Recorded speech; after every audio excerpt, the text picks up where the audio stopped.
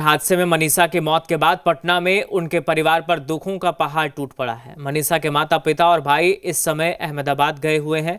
अन्य परिजनों को उनकी वापसी का इंतजार है। मनीषा के घर के पास की गलियां सूनी पड़ी हैं, हर तरफ खामोशी है। अपार दुख की इस घड़ी में कोई बात करने के लिए तैयार नहीं है, यूं कहें बात करने की स्थिति में नहीं है। हर कोई गम में डूबा हुआ है। मनीषा की बूढ़ी दादी को अभी तक उनकी लाडली पोती की हादसे में मौत की जानकारी नहीं दी गई है। उन्हें बताया गया है कि मनीषा घर आने वाली है। उन्हें क्या पता कि मनीषा अब कभी लौटकर नहीं आने वाली। अगर वापस लौट सकता है तो बस मनीषा का पार्थिव शरीर ही आ सकता है।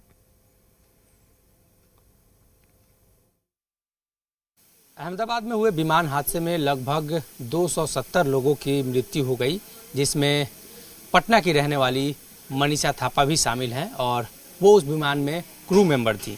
और ये उनका पटना में मकान है जहां पर उनके परिवार के सदस्य रहते हैं। मनीषा के पिता राजू थापा बिहार पुलिस में हैं। इसके अलावे उनके दो चाचा बबलू और Guddu Thapa Bihar special armed police में हवलदार हैं और इन दोनों की पोस्टिंग यहीं से थोड़ी दूर पर हुई है, बटालियन 1 में। इसके अलावे उनके जो परिवार के सदस्य हैं वो तमाम लोग यहीं रहते हैं। बचपन से ही मनीषा यहीं रहा करती थी और इसी गलियों में उन्होंने अपना बचपन बिताया। उसके बाद पटना के जेवियर कॉलेज से मनीषा ने 14 से 17 बैच में बीबीई की पढ़ाई की। कॉलेज परिसर में भी जो उनके कॉलेज के शिक्षक हैं, प्रिंसिपल हैं, वो तमाम लोग आज शोक सभा का आयोजन कर वहाँ उपस्थित हुए थे और उनको याद कर रहे थे। तो कॉलेज के दिनों से मनीषा पटना में ही रहती थी और उसके बाद पटना में ही उन्होंने इंडिगो ज्वाइन किया था बतौर ग्राउंड स्टाफ। उसके बाद आकाशा एयरलाइंस और उसके बाद एयर इंडिया के विमान में वो थी और अपने कैरियर के सबसे ऊंचाई पर भी वो पहुंची थी, इसलिए कि इंटरनेशनल फ़्लाइट में बतौर क्रू मेंबर वो यात्रा कर रही थी। तो निश्चित तौर पर उनके लिए काफ़ी बड़ा क्षण था और अब उनके परिवार के जो सदस्य हैं वो शोकाकुल हैं।